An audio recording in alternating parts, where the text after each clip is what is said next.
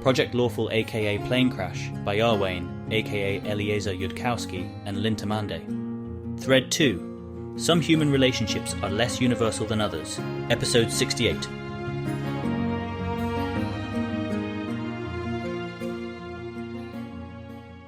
Carissa wakes up the next morning in her own palace bed, having gotten, she's not sure how much sleep, but enough.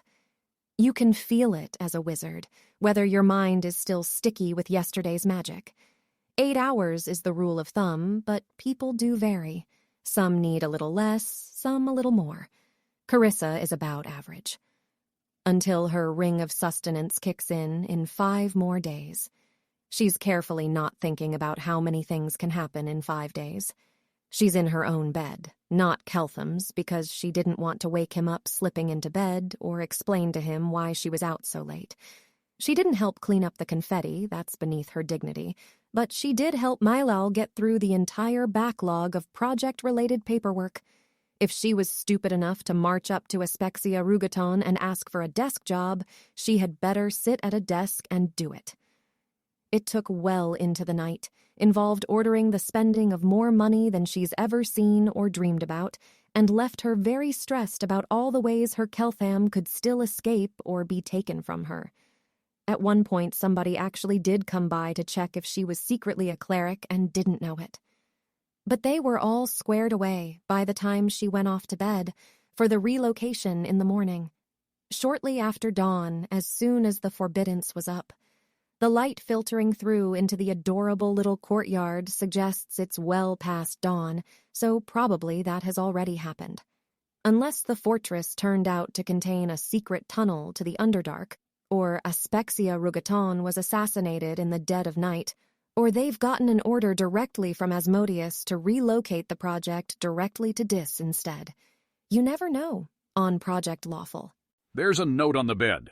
It's not a fun note. It's been left because the palace can no longer afford to post a security around just to brief Savar when she wakes up.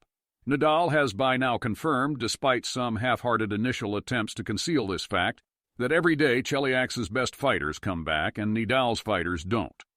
Which is to say that every day makes Nidal weaker and leaves Cheliax largely unchanged. Nidal's position may not be good right now, but it sure isn't getting any better. They've done the reasonable thing and launched a massive but hopefully doomed counterattack with all of their forces, including the immortal Black Triune caught halfway between life and undeath, the 3 of whom have ruled Nidal unchanged since the beginning of the Age of Darkness 8,000 years ago. Aspexia Rugaton is on the front lines. So is Abigail Thrune. So is anyone who can teleport. With Nidal's god sealed, Asmodeus backing up Rugaton almost directly, Nidal's aggressive posture forcing it to attack into prepared Chelish positions, and the massively greater resources of Cheliax, this battle is a foregone conclusion, or at least hopefully so. But Rugaton casting that forbiddance is going to need to wait. Sever is advised to prepare whatever counterspells she can, and whatever escape with Keltham magic doesn't fit into counterspells. If Sever has to do any fighting today, it will be with the remaining people in the palace casting resistances on her, trying to take hits for her, and her job is second of all to counterspell whatever's left and first to escape with Keltham. There's a bag of holding with a few resources along the lines of various resistances scrolls, limited charge invisibility items, that sort of thing. Obviously, she shouldn't use those unless she has to. There's no teleport scroll listed in the bag's contents. Maybe somebody doesn't feel like pushing their luck. Today would be a great day to escape with Keltham to another country, get an atonement to lawful neutral, and tell him the truth about everything, if one actually wanted to do that. Does Carissa, by any chance? No. Carissa is a loyal Asmodean and her country is at war against Zon Kuthon. She has a feelings problem, not a desertion in wartime problem, and not a shred of sympathy for people with the latter problem. She's going to do her fucking job, which is apparently preparing a lot of dispel magic and invisibility and alter self. And she's going to go find Keltham first so that if anything moves on the palace, she's already with him. Keltham at least still rates a security to guard his room. Keltham has been told that there's a huge Nidal push, not told that it's one that probably ends the war either way. But absent the push, it seemed hard to explain conditions in the palace otherwise without lying. Keltham asked if people dying in Nidal go to Zon Kuthon's afterlife to be tormented even with their god sealed. Was told probably in that person's guess, but all the expert clerics are out. Keltham developed a concentrated look and requested to be left completely alone to think for 3.2 hours. He's writing notes to himself in cipher, and has tapped himself with an owl's wisdom once, after which he spent some time crying and then continued writing. Everyone who could safely read his thoughts might as well be on the remaining moon. Okay, Carissa is actually more concerned about that than about the war with Nidal. It is to a first approximation impossible to predict where Keltham will land after 3 hours of thinking with some owl's wisdom thrown in. She should have been woken the instant he ordered that. Of course, they might need her spells, which complicates that call, but how long has it been? The security, who is not, incidentally, wearing an intelligence headband, says that he didn't know the spell was that important. People do that the first few times they get tapped with wisdom. There's also nothing they can do about it, or so the guy thought. They can't read his mind, and they can't use mind control either. He's got 1.3 hours left on his original request. Half an hour ago, he peeked out to ask for food, and if the literal, actual Imperial Palace had any real books on agreements between gods, and was told maybe possibly, but it's not the best time to ask. They can wake up. Carissa is what they can do about it. It is not their job to know what spells are important. It is their job to report to people who do know anything at all about anything.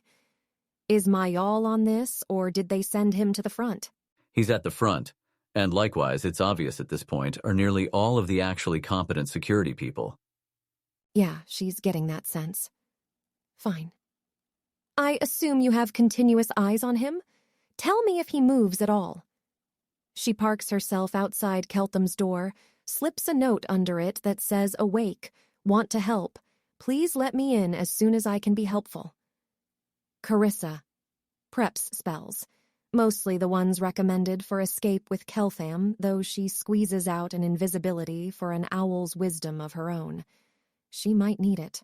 10 minutes after she slips her note, the guy says he's moving towards the door. This is because Keltham is slipping a note back out under the door, apparently. The note says, I will. There's a feeling that this project has very thoroughly acquainted Carissa with. It's the Asmodeus is giving un-Asmodean orders feeling, or the this random escort to my cosmetics appointment is a minor noble and a fifth circle sorcerer feeling, or the Aspexia Rugaton is pretending I'm important feeling. It's that she's missing something big, and her thoughts are trying very hard to stretch their theories over that gaping maw of confusion, when instead she should... I want a precise transcript of the conversation earlier with the idiot who told him Zon Kuthon's people are probably being tortured forever, and I want his ciphered writing handed directly to hell as fast as that can be achieved with current resources, and I want to hear about anything he does, even if it is stupid, even if you cannot think of any possible reason I would care. She continues prepping spells, though, because unless and until she's prepared to walk into Keltham's room, it's better to have them. Transcript. Keltham. With Zon Kuthon sealed, are people aligned to him in Nidal, or people who did Zon Kuthonish things, however that works? Are they still going to his afterlife, and is it still awful? Security. Pause. You want a priest of Asmodeus, 5th circle or higher, to even have a chance of answering that one correctly, and everyone like that is at the front. Keltham. What's your guess? Security? Probably. Keltham. Thank you for guessing. Ciphered writing. En route. After Carissa is done prepping spells, she's handed a war update by a security who looks actually competent. Why, he's even wearing an intelligence headband. Aspexia Rugaton is dead at the hands of the Black Triune. All scries on her soul have failed, presumed destroyed somehow. This is apparently an event some helpful people were kindly waiting for.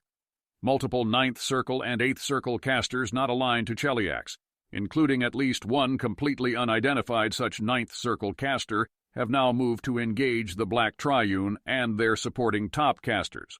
All Chelish forces in the vicinity are getting the hell out of their way, pursued by Nidal forces that can't do much without their top casters. Cheliax's remaining topcasters are likewise not engaging, and letting these helpful newcomers have all of the remaining fun. No, she thinks, very, very stupidly. No, see, that's not allowed. They need to take this report back and bring her a better report, one in which something better happened. She doesn't spend all that long being an idiot. She can't afford to. The other gods were, of course, not maneuvering for Cheliax to conquer Nidal. They don't want that. They permitted Nidal for thousands of years. They were maneuvering for the war between Cheliax and Nidal to weaken both, enough that they can then sweep in and, if Carissa was in charge, retaliatory assassinations of everyone in charge of every other country around would now be in the works. But that's not her job.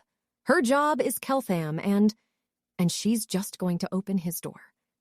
He can hit her about it if he likes. She can excuse it with how she was so very sad. Keltham, fix it. Fix it somehow. Can he? Can a civilization as great as his, but with magic, with clever ideas for wish-wordings? Keltham looks up from whatever he's writing, startled before he clamps down on the expression. Orders or situation report, he says, sounding like he's trying to sound calm about it. I don't know what your last situation update was. Nidal launched a massive attack on the border, and it's probably going to end the war one way or another. The Grand High Priestess, you met her briefly, she was the elderly lady in the throne room, is, gone. Not dead, gone. There's other countries involved now. It'll probably be over pretty soon. She's going to go in for a hug. Keltham. Apparently Carissa Savar knew Aspexia Rugaton personally and is totally fine with Keltham knowing this? At least that's what you might think if you were a security watching all this happen. You would probably also be thinking something about pathetic attachments and incredible unprofessionalism. He hugs her. It feels a bit different.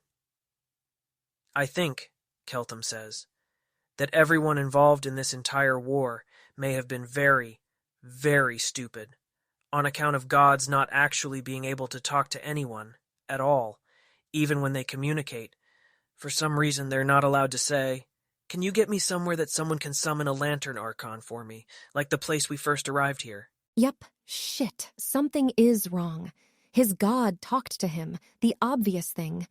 Wait until almost everyone is gone and then tell him. It might be time to transition to plan. Go with him. She doesn't have a fucking teleport scroll. They might literally be able to buy one in Agorian. Too implausible? No, because he knows Cheliax is presently weakened and disorganized. His god would have told him that. Not allowed to say what?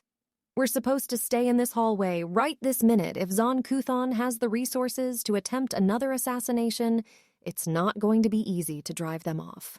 This seems actually important and time-sensitive even by my standards, and I don't think Nidal actually knew where I was, and now Zon Kuthon is sealed.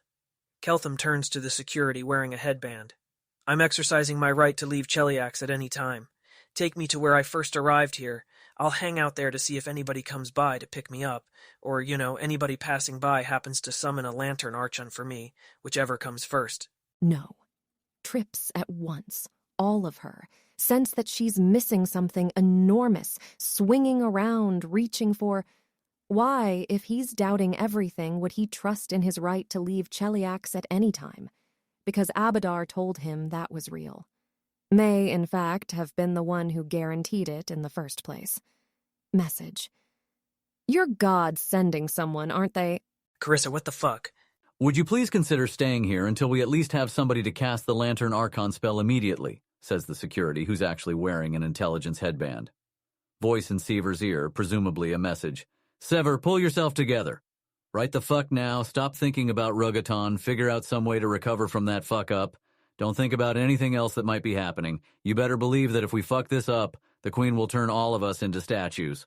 That's a very sensible suggestion from a security standpoint.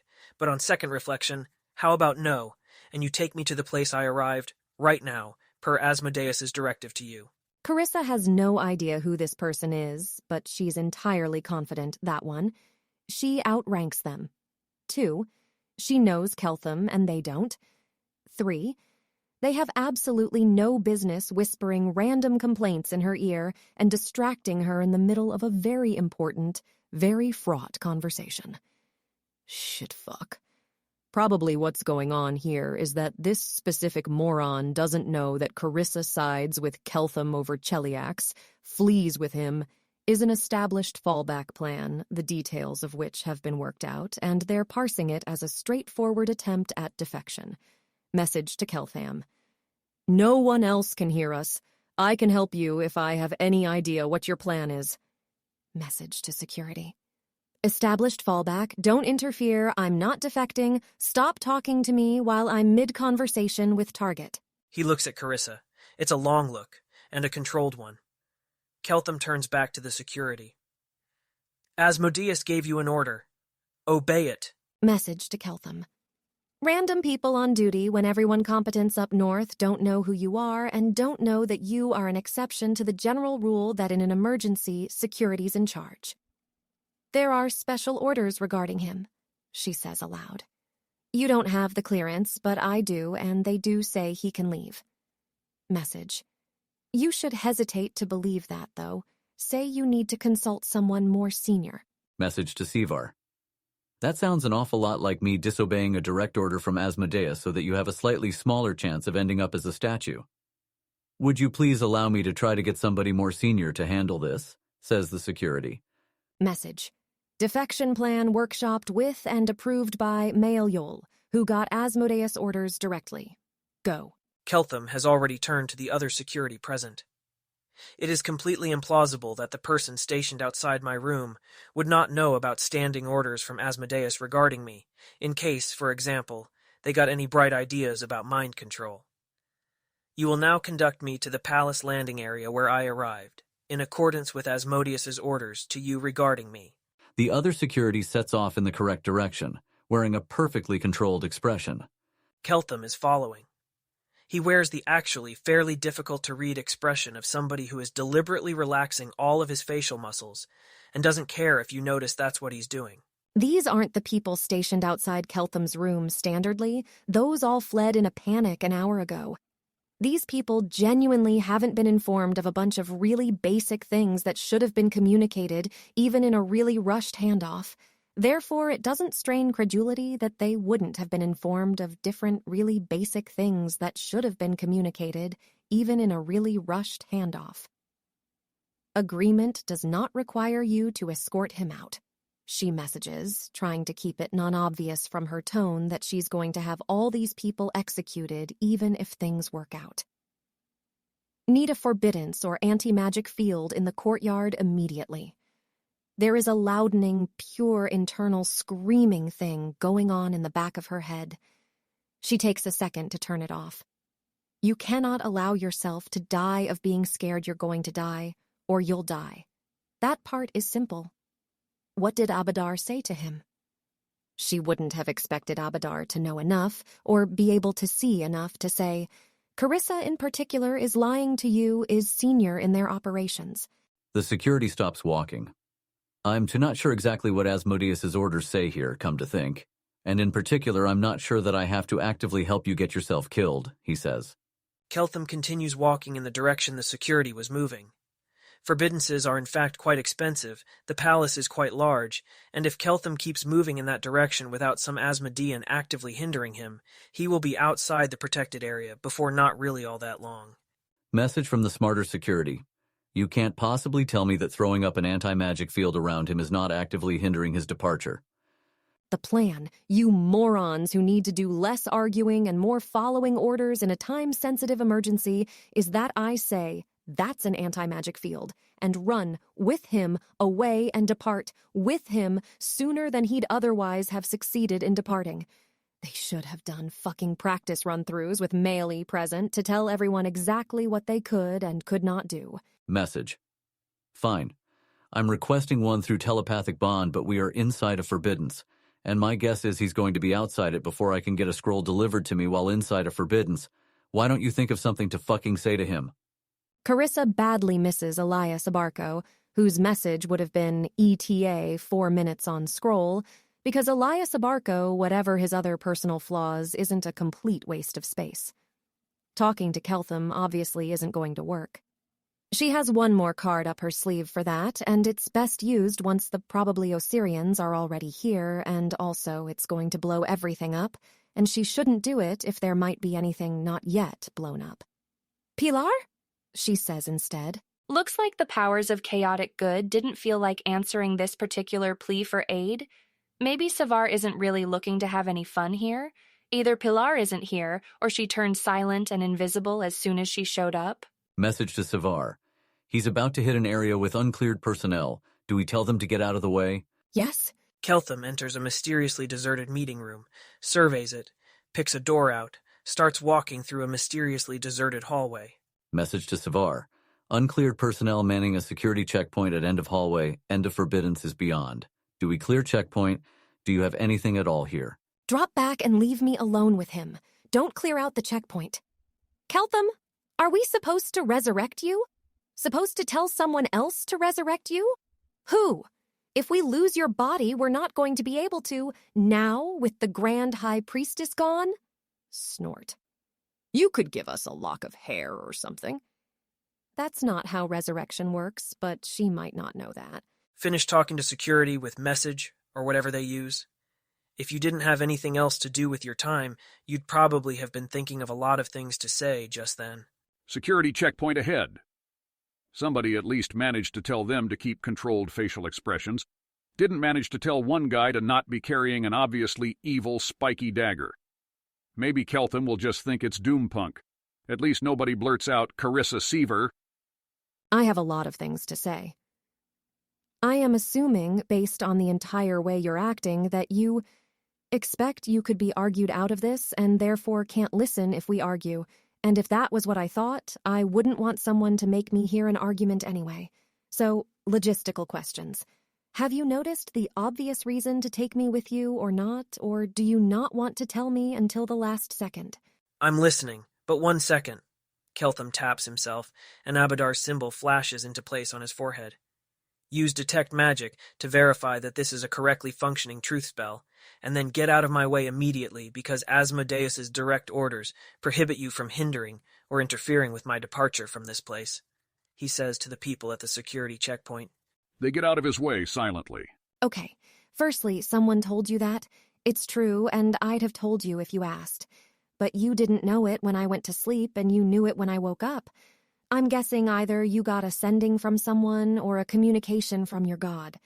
If it was a communication from your god, then I will help you find the exit, though I do want to go with you. But if it was a sending, I am fucking terrified that it included a suggestion and you are out of your mind right now. Spell immunity, targeted on suggestion, enchantment foil, protection from evil. Nope. Keltham moves through the checkpoint. There's something that looks a lot like a staging area beyond. It's also been cleared. So it was ascending, she says. If you've got more of those spell immunities, you also want to try Demand, and probably 6 or 7 secret fucking spells I have never heard of because I'm not an enchantment specialist. Keltham, at least stay on this side of the Forbiddance until we can get someone to cast a really high-powered dispel on you. The group of Osirians that have just teleported in, not into the staging area, but where Keltham was 6 seconds earlier, do not look particularly numerous. They do look high-level enough to potentially take a lot of the remaining security in the palace. Keltham has already turned around and is walking towards them. Carissa, come here. We should go now, one of them says. She's close enough to grab his arm, which she does. He taps her with a truth spell. Do you actually believe I'm being mind-controlled? I consider it fairly likely, she says. Because you're acting incredibly uncharacteristic and missing things I wouldn't expect you to miss. If you can tell me under truth spell that you expect to be able to get a high-powered enough security caster in here within 1 minute who will cast that dispel on me and do absolutely nothing else, nor will there be any other attempts to hinder me or them, you can do that, Keltham says. One of the Osirians raises a hand and casts what is evidently a very powerful dispel magic. And then another one. Do you believe he's being mind-controlled now? He asks Carissa curtly. No. But the truth spell's useful for something else. Keltham, when you terminate a pregnancy, the baby's soul goes to the boneyard, just like if they died after they were born. Cheliacs can make me have an abortion, but they can't protect you from having any children. Souls don't show up at the moment of birth. The fuck? I'll baleful polymorph her before we go and that'll take care of it, says an Osirian. They're only ensouled after 12 weeks. Do it and let's go. Keltham, think for 1 fucking second. Why did I tell you that? It would have been incredibly easy not to tell you that and to retain Cheliax some leverage later. It's an exchange. The kind you can't make in Cheliax, but can, she thinks, make in lawful neutral land. It's something that he wanted very badly, and she wants something in exchange, which is for him to take her with him so she won't be tortured to death. Because she believes he is the kind of person who would want to make that deal. One does wonder what Keltham would have said in response to that, if she just said it directly. Goodbye. Carissa is now an adorable puppy. Carissa is no longer an adorable puppy, and the smarter security from before is standing next to her, discarding what was presumably a break enchantment scroll. Do you have any particular plan for how we don't end up as statues? The security says. It takes her a bit. Suicide, she says. Got a weapon? You know, you'd think the fucking Queen of Cheliax would know better than to give a desertion incentive to people who've sold their souls, security says. He's already taking out another scroll. I'm going to run and see about staying alive until she's dead, and can't pay my owner to torture me into giving consent for resurrection so she can statue me. She did that once, you know. I'd take you with, except for the part where you fucked up every single step of this and cost me everything. He's gone. Carissa's plan to solve that problem is going to simply be, don't be tortured into giving consent for a resurrection so the queen can statue you. It seems like an incredibly solid plan. She prepared defensive spells, not offensive ones, or this would be as simple as putting her fist in her face with a fireball. As it is, she's in fact going to need a knife. She goes invisible. This palace does still contain a certain number of people who are pretty fucking likely to spot an invisible person walking around, unless that person is very invisible. On the other hand, if they're very invisible palace security themselves, they won't necessarily stop you right away after they've spotted you. Well, anyways, this could be funny. How is Carissa going to try to kill herself? She's not really thinking all that clearly, but she has her bag of holding with the supplies with which to protect Keltham, so she can be greater invisible and have a non-detection up, and that ought to keep her from being immediately stopped while she thinks. Options. Acquire a fast-acting poison, acquire a knife, attack someone in such a fashion that you get killed by responding. Security. Hope she can hide long enough to make an arrow of slaying. No, that'd take a full day. She doesn't have that long. Oh, no, wait. All that is stupid overthinking. She finds a fountain. There are lots of them dotting the grounds. She doesn't think she needs the basin to be more than a few inches deep. In principle, you can drown in practically anything, but she picks one with a few feet deep, just in case her self-control while drowning is much worse than she thinks. She blankets the fountain with an illusion that it looks normal, lies down, lowers her head under the water, and breathes in. Most people, in fact, would not be able to deliberately drown themselves like that. People suck. It is why Asmodeus hates them, and Asmodeus is right to. Carissa agrees with him wholeheartedly. Theologically, everything feels very uncomplicated right now. People are weak and pathetic and can't think about the long term, can only think an instant ahead, can only feel their lungs fill up with water and jerk above the surface, their muscles moving in advance of their mind. If she's that weak, she will deserve to stop existing. She lost the minor illusion. She casts it again. She sinks down into the water and wedges her head slightly under the lip of the fountain as protection against the failure of her own will, and she focuses all of herself to a tiny, sharp point on the minor illusion. She has to keep it up. The fountain has to look normal. Her lungs are spasming and her body is fighting, but this is the only thing that will ever matter, and she doesn't move above the water, doesn't keep track of which direction is above the water, and the illusion will make the water look normal. The illusion will make the water look normal. Perfectly normal. Even when the illusion falls, an invisible body won't be fast to find, but she is trimming away even thoughts like that now in favor of concentrating on her illusion's sparkling, beautiful perfection. Nothing here for anyone to see. It's getting dark, but that's all right. She'll wake up in hell. Technically, she'll get a trial, which is almost funny, in some very distant, far-off way. Pulled out of water by a security not wearing an intelligence headband, tapped with Greater Dispel Magic, cast from item, followed by Greater Infernal Healing. What happened to you, report? Wait, what? The actual fuck? She thinks while coughing and vomiting on the ground.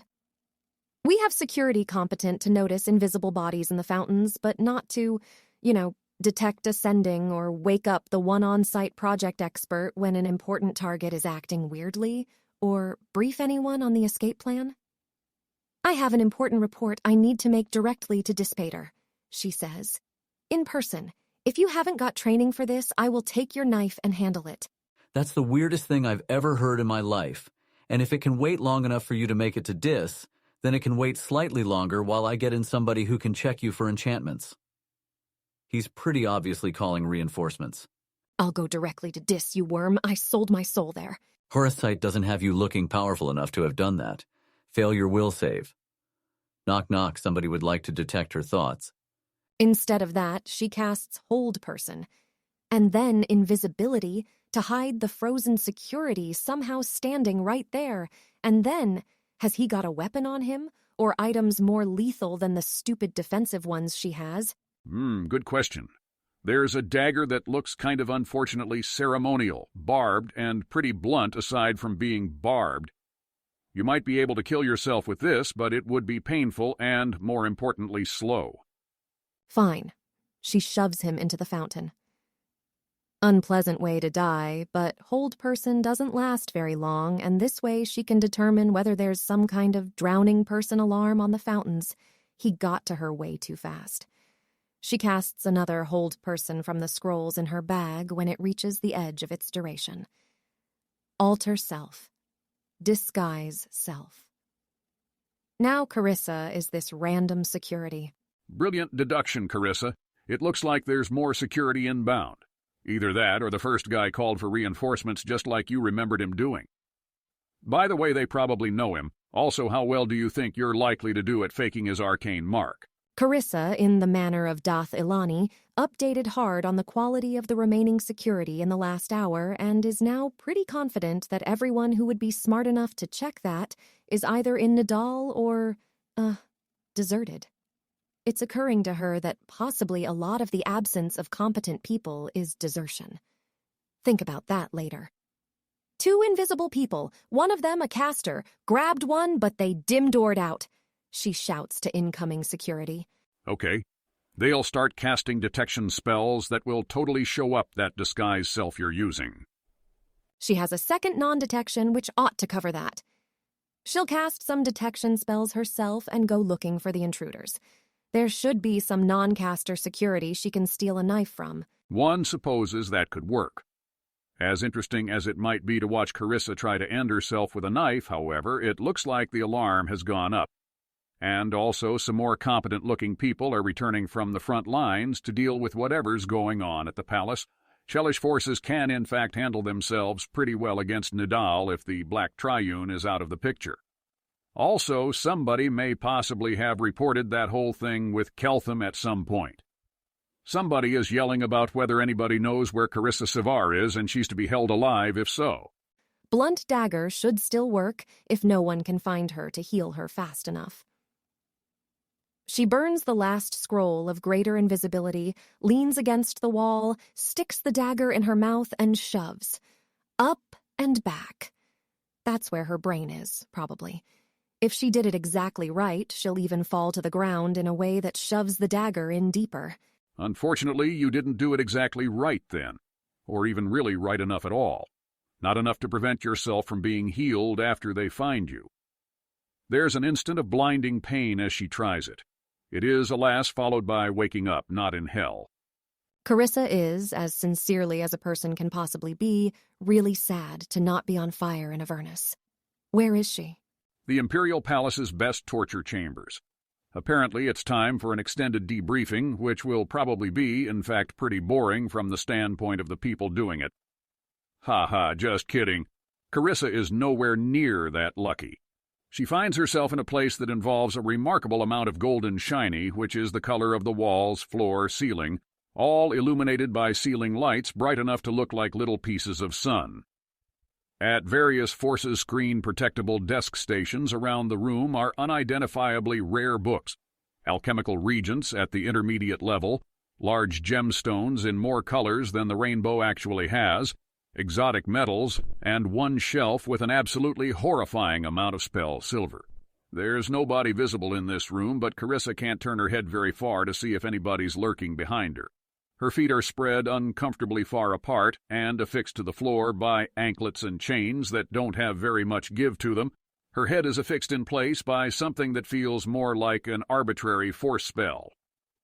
Gold, to be clear on this point, is a usefully non-reactive coating, and hence often found all over the place in very, very high-end enchanters' workshops. How is Carissa currently feeling about this? Carissa has gone so far beyond all of the emotions she has ever had in her entire life that when she checks where the emotions are, she just comes up empty. It is technically possible to use spell silver you're not touching. Some people do that so they don't have to deal with it, oxidizing. Doing it at any significant distance loses efficiency, which wouldn't be worth it. But she is going to focus very intently on trying to build a weapon enchantment scaffold that stretches all the way from her to the spell silver on the shelf. Isn't she supposed to be third circle? Is she still third circle? She did just get into a bit of a fight there. Well, nobody's going to interrupt her while she's trying that. Might be fourth now. Yay, Carissa. She has an armillary amulet for visualizing the way spell manifolds will curve around each other. She reaches it at her neck, twiddles with it. They're probably just toying with her. And yet... Make a DC 40 spellcraft check is, in general, a mean thing to say to your players who are in the middle of leveling up their character sheet to 7th level. It is standard at that level for a wizard to have a plus 12 or plus 14 to spellcraft. Carissa Sevar has a plus 23 to spellcraft, plus 28 when her hands are free to use her armillary amulet. Let the dice roll then. Carissa is going to turn her armillary amulet into an arrow of slaying. She's not actually sure if you can do that. She's going to anyway. She's sure it's supposed to take days. But if you're willing to burn a lot of spell silver, maybe you can go a little faster. Now that's just bullshit. 7th circle wizard, yes. Perhaps a prodigal and specialized 5th circle wizard. 3rd circle who maybe just hit 4th, no. Skeptical, sane people would not believe this Carissa Sevar fact. All right, keep going then. Are you actually going to pull this off? Well, how long does she have? She knows how to make an arrow of slaying. She's done that before. She knows, apparently, how to use spell silver at this distance. She's trying some new stuff in order to do it faster, but this is 3 days of work for a normal arms and armor enchanter, and a day and a half even for a Carissa normally. And she's not sure how much you can substitute spell silver for speed, though she's going to find out. Let's say she gets 15 minutes. How far does Carissa get in 15 minutes? Is it pretty clear that she would in fact succeed if left to herself for a few more hours? Is it enough that she starts feeling hope? Yes, it is. Why do you ask? Hell is the destruction of hope. That is the most impressive feat I have seen anybody even try from that position. Like being dumped in cold water. Except not the nice kind of cold water that'll drown you. Nothing to lose, really. It's an odd feeling, weightless, but also too full of wordless agony to enjoy. Your Majesty, you don't mean this is your spell silver. I thought someone had just left it here. Does Carissa actually have any idea how to not flirt?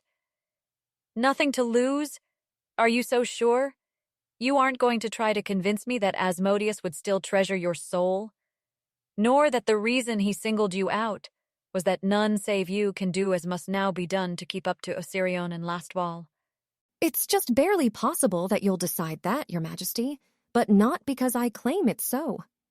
She has not actually stopped work on making her slaying arrow. Well, isn't it nice to be credited with the tiniest trace of professionalism literally at all? I inquired of Hell. They thought you had outlived your usefulness. After receiving reports from the one loyal person present at that incident, I am inclined to agree. There was a loyal person present at that incident? The security officer posted outside Keltham's room.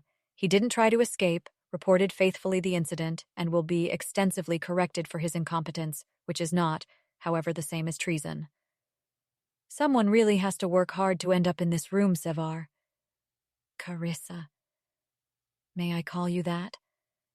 I think our relationship has reached that point. You need to work to get into this room, Carissa. You have to somehow personally piss off Abigail Thrune to a towering degree. You must have made a deliberate and knowing decision along the way. Because there is no terrifying incompetent people out of incompetence, but betrayal is something else. And then on top of that, you needed to become somebody that Asmodeus and the church would no longer miss. Regrets? Or are you too busy to feel them? It seems a shame to cut short your stunning demonstration. But if you can't concentrate on that and having feelings at the same time, I'll have no choice. I regret literally every decision I made from the moment Keltham showed up at the World Wound, and am so overwhelmed with misery and terror that I cannot think of a thing to say in my defense. I deserve to be tortured eternally. It's true, in a sense, but also she's holding the misery and terror back, crowding them into a corner of her mind, not actually letting herself fully feel them. Doesn't everyone?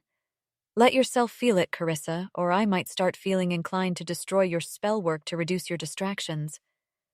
Nothing matters. And am I supposed to care? Oh no, my spell work. You were never going to let me finish it. You can't threaten me. Haven't you noticed that? You're going to destroy me, and I literally don't care about anything else. She's crying? She would not have predicted that. She hasn't stopped working on the arrow. It's reassuring, one stable thing, like there's a corner of her mind that's still knitting magic, ignorant of all the rest. Abigail reaches out a hand and caresses her cheek, where her head is still held very solidly in place by nothing. At least you still know how to cry, Abigail says softly, from something other than simple pain. But it's only a few of your emotions that you're feeling, even so, and you don't know how to feel the rest. You're a broken thing inside, aren't you? No wonder you failed at the end when it mattered. It would have been so interesting to see whether Keltham could have remade you in truth. Wait, that's your fault analysis here? Your Majesty, by far my most significant error, and yours, really, but mostly mine, is that I did not confirm Keltham's room was warded to make sendings impossible, or if we had some good reason for it not to be so warded, then we should also have had some group of malicious assassins send him to lure him into a trap so he'd be appropriately fucking wary in future. We lost almost everything as soon as he got that sending. It would be nice if he'd taken me along to Osirion, but it was still a tiny probability at that point of getting anything at all that we valued out of this. My second most significant error is that as soon as the fallback, Carissa and maybe Ione escape with Keltham plan was developed, we should have done a dozen live-fire run-throughs with every security person who might possibly have been in the room when Keltham learned something that caused him to be ready to leave. My third most significant error was seeking employment in your clown show of a government. She fully expects this to get her lit on fire, but being lit on fire will be refreshing right now. Ah, Carissa. If you had spent more than 4 hours of your life as a project manager, dealing with actual people instead of calm little pieces of paper. Do I detect a note of far too late interest in becoming Queen of Cheliax? Abigail says mockingly. Of course I want to be Queen of Cheliax. Have you met the current one? She's an idiot. Why isn't she on fire? Oh, is this when, thinking you have nothing left to lose, you tread upon my pride those few more steps, and tell me now those obvious truths that others dare not say for fear of me? Go to it, then. Let's see if you have anything new. Fine, then. You never took this a fraction as seriously as everyone around you was telling you it needed to be taken. Your staff are all idiots. The rumors about the project should never have happened. They need it to feel superior to the people who aren't allowed rumors. Send them all to the World Wound, see what they need then. Project security at the villa was barely barely competent to keep things from slipping, and security at the palace, even before you took everybody north this morning, was notably worse. Aspexia. Thought we could make the best of there being rumors about me, but I'm scryable, and frequently in a room with Keltham, it's actually a terrible idea for Lastwall to think I'm interesting. Maybe the best of our terrible options at that point, but an incredibly massive security failure which everyone was just casually indifferent about. Mayal would have done better, but at the palace he doesn't even really use his brain because he expects everything to run on stupid games he's not good at. You should have your fucking capital at the Worldwound is what you should do. Nothing less than the dumb ones getting eaten by demons makes people realize they aren't special. Cheliax has been around for 80 years and doesn't know how to punish people in a way that makes them better at their jobs. What are we doing? Aspexia was the only person who understood how badly we are failing. Being lit on fire by Abigail Thrune is not like being lit on fire by Fifth Circle security weaklings. It actually hurts. She loses her slaying arrow in progress. She screams. It's satisfying, though, in the incredibly hollow, incredibly distant way that things can still be satisfying. As the saying goes, if fire seems to help, try even more fire. An interesting side effect of the headband is that you have more attention to occupy with being in horrible pain. A lot of people think of this as a downside, but Carissa doesn't have it in her, on a very fundamental level, to wish there was less of her. Which is not an idea. She's in too much pain for an idea, but the threads of what might be able to turn into an idea once the pain stops. Then she can be not on fire and have a greater infernal healing. Abigail is always interested in detecting the thoughts of Carissa when she lets herself have any. "Do you think," she says once she can talk, "you are capable of hurting me enough I am ready for it to stop?" That is the most flirtatious thing that anyone has said to Abigail Thrune in 2 years and 3 months. I genuinely don't know. Me neither. Do you want me actually motivated to find out? I doubt you capable of more than a hollow imitation of real motivation, even now. But do go on. Promise me that you'll only turn me into a statue if I tell you that I've had enough. A laugh. No, sweet Carissa. If I were to offer your soul's eternity for anything, it would be you learning to suffer beautifully, with your true whole heart, as might keep me occupied for more than one day's dalliance. It would be a futile offer, of course, because you are too hollow of a shell to fill yourself up that quickly, and only because you must. Are you interested in buying up to 1 more hour of existence at any cost in suffering for it? I could offer you that. What's she supposed to say to that, no? Please, Your Majesty. This is so unfair to me, you know. Another light caress around Carissa's other cheek. I want you still sane and appreciating everything when you finally, slowly, bit by bit, feel your body starting to freeze up, and you know that those are the very last moments you'll ever have. You invite me to try to make you say stop, and I do believe that maybe I could, but not if I still want you sane and feeling everything during the part I've been looking forwards to for days. But there's games we can play in an hour and still leave you sane, and maybe you're weaker than I thought. So yes, sweet flirtatious Carissa, let us dally for a time, even if you're being naught but a tease. Days ago, Carissa hadn't even done anything. Was the queen that sure she'd fail eventually? After that, she stops being able to have terribly complicated thoughts. For a while. It is better than not existing. If it were all there ever was, it would be better than not existing. At some point, it stops, and an infernal healing spell burns her back together, and she has no idea if it has been an hour and is full of crippling terror that it has. Surely an hour couldn't go by that fast. No, not yet. You know, my sweet, if everything about this relationship were completely different, I might start to feel insecure about my ability to satisfy you in bed. At least more than once. And you're still holding back your feelings. It's very annoying. If you're trying to convince me to play for longer than an hour, you could certainly be doing a better job of that. I don't even know what you mean. When you say that, I could light you on fire and you could show me. I'm not sure I even could fail my will save against your level of detection, dear. But it goes like this, in words. Abigail leans in closer to Carissa, leans up against her, breathes into her ear. I'm sad. I'm lost. I'm terrified. I don't want to stop existing. This wasn't what I wanted. Why did I end up like this? I hate her. I want to destroy her like she's destroying me. How can this be happening to me? I was meant for better things. I was going to be ascendant in the world and then ascendant in hell and live forever and ever. Those are some of the things that a Carissa who wasn't a hollow shell might be feeling in your place. Feeling, not saying. It's useless to repeat it back to me. Oh, that would hurt. Worse than... Gesture. She's not sure why her hands are free. That's... Your schools teach children not to do that.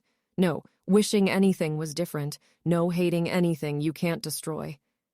Yes, and that's necessary to my Cheliax, for I know no other way to keep power over its people.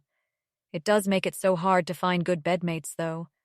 I wonder if your Cheliax could have been different, had you not failed the game laid out by the gods and lost your chance to keep hold of its prize. But I will enjoy this more, the more you hurt, and that's true and should also be obvious. It doesn't matter anymore now what you were taught in school. Undo it all.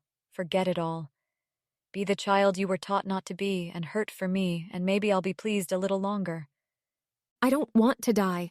Don't care about being special, being important, being the best. Care about it, but not really, not much. Next to there being a next thought was the thing that made me loyal. Always that I'd continue to be. Didn't betray you except by trying to go to hell. Don't really think that should count. For so long as you find new hurts inside you. Abigail breathes into her ear. I won't stop hurting you, but they have to be real and strong, and you must really be feeling them, Carissa.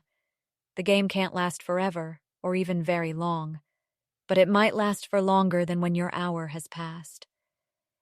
Then Carissa can be in pain, again, pausing at intervals to see whether she's found enough hurt inside her to make the outward pain go on. I don't actually hate you, she says at one point. You're not good enough at your job, but I would be worse. It's the thing where humans suck. Hate that security guy who kept sending me stupidly long messages while I was trying to think what to tell Keltham. Did you catch him? I've already bargained with his owner to have him tormented for a time and then destroyed, however and whenever he gets to hell. It's not cheap, but it can be done. Isn't it funny how he ran away into a game board he imagined in his mind? A game board where he imagined that he could ever win against me, and so lost his one and only chance at the mercy he could have received by not betraying me. Do you think you can laugh at that, Carissa? Hating a man you hardly met isn't a deep enough hurt to satisfy me. But if you can really laugh along with me at his foolishness in defying me, I'll count that on a whim. No, because tomorrow he'll be alive, and I won't. He can live his whole life. Go for the Starstone. It's not good enough. Wish I had that foolishness, if that's what it is. I wouldn't have buried him as a statue forever if he hadn't turned traitor at the end. Wouldn't have buried you as a statue forever if you hadn't turned traitor at the end. It was only and ever your fear of this place that led you here. If you have true laughter for that, or true tears, I'll count it while they last. Oh, she does cry then. Asmodia wants to stop existing, so she gets hell and... There comes a time, though, when Carissa has run out of new ways to hurt. Even Abigail offering to accept the coin of any other deep, strong feelings that she's buried does not rescue her from bankruptcy. No human being can play that game for very long. Carissa is informed that it's time for her to be a statue now. Please don't, she says, not because she expects it could possibly work, but because not saying it won't work either, and not feeling it was boring. To Abigail, who is the only thing that matters in the whole world, and isn't that exactly what she wants? I hazard my true oaths warily, dear Carissa, and scribe them all out in advance, so this is not an oath in Asmodeus's name or otherwise, but just a promise.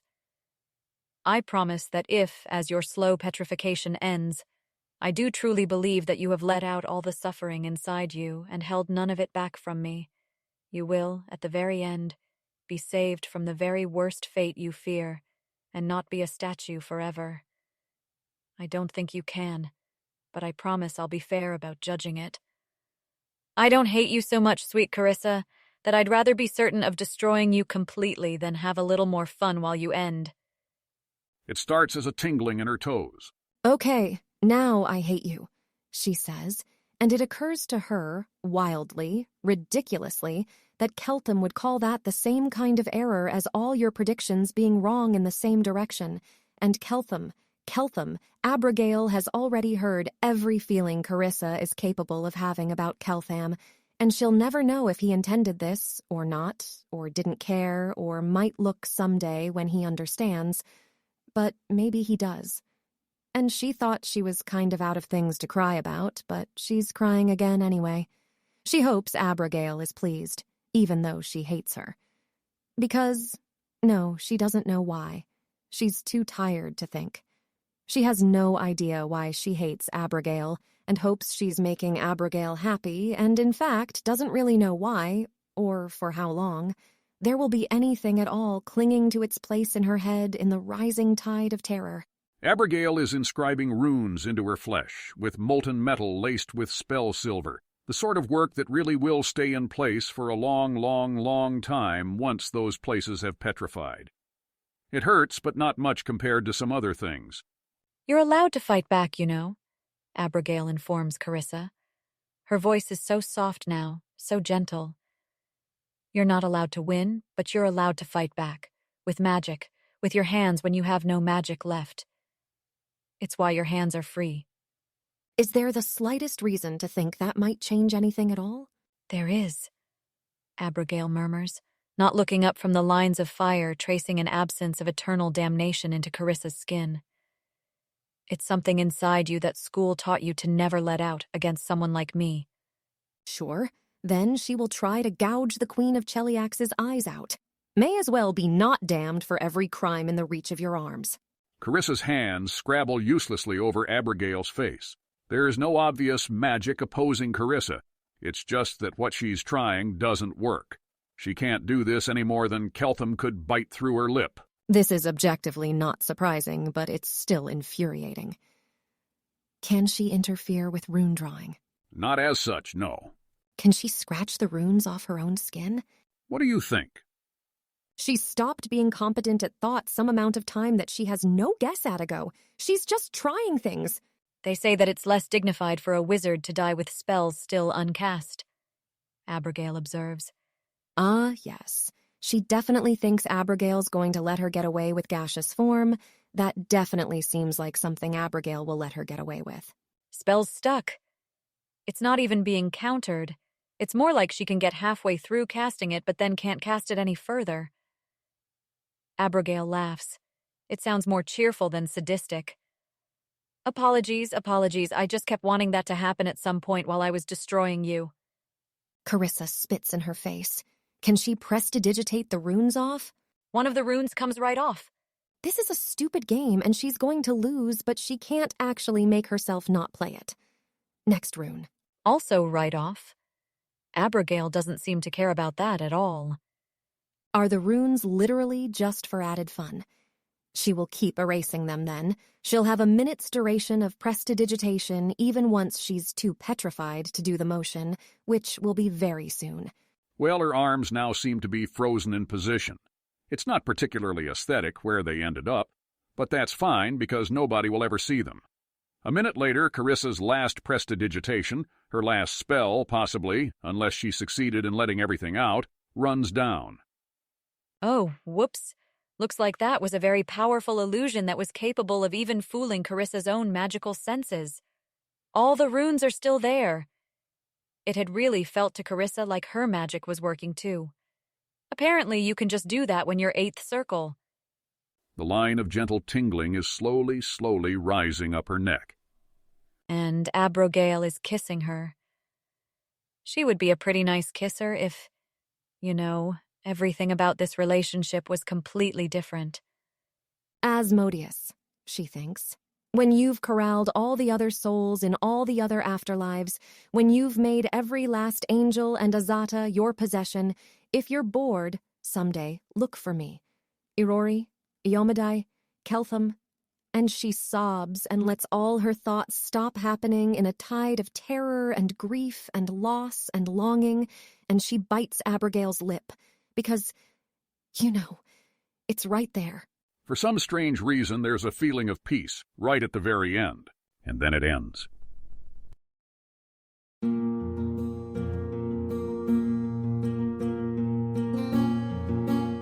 If you wish to support this AI reading and others like it, please visit patreon.com/AskWhoCastsAI.